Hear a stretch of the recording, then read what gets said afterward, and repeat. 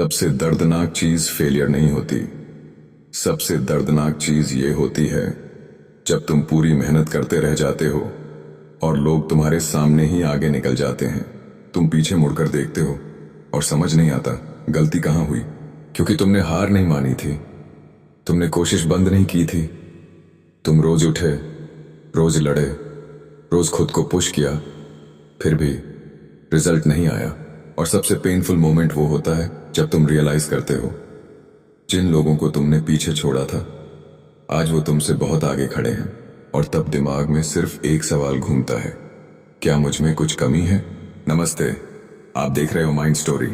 यहाँ मोटिवेशन नहीं, रियलिटी मिलती है। और आज की रियलिटी थोड़ी भारी नहीं, बहुत भारी है।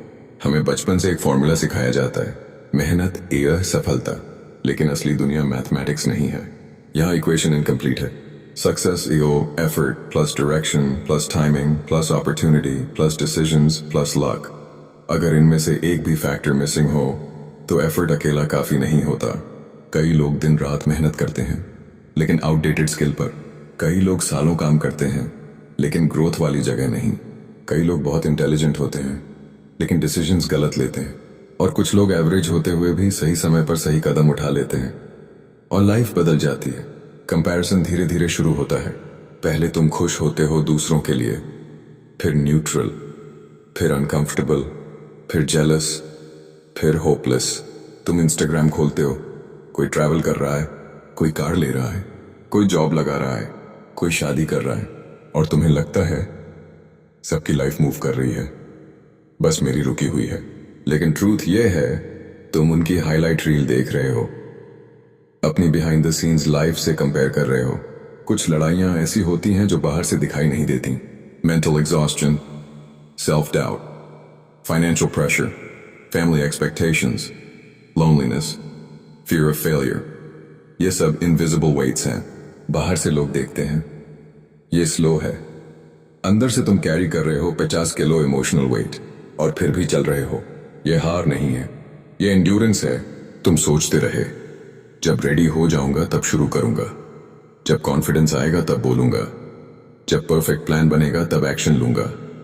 लेकिन परफेक्शन एक इल्यूजन है, रेडी कोई नहीं होता।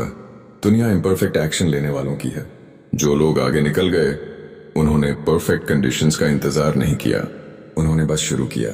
कुछ लोग अर्ली सक्सेस पाते हैं, कुछ मिड लाइफ, कुछ बहुत लेट। लेकिन हिस्ट्री में कई लेजेंड्स लेट ब्लूमर्स थे। डिफरेंस सिर्फ इतना है, उन्होंने रुकना नहीं चुना। लेट होना शर्म की बात नहीं है, लेकिन हार मान लेना सबसे बड़ा लॉस है। क्योंकि गेम खत्म तब होता है जब प्लेयर मैदान छोड़ देता है। कई बार हम कोशिश करते दिखते हैं, लेकिन सेफ कोशिश। हम वो काम करते हैं जिसमें फेलियर मैनेजेबल हो, लेकिन वो रिस्क नहीं लेते जो लाइफ बदल सकता है। क्यों? क्योंकि बड़ा रिस्क एक बड़ा अनसर्टेनिटी। लेकिन ट्रूथ ये है, सेफ लाइफ प्रिडिक्टेबल होती है, ग्रेट लाइफ नहीं।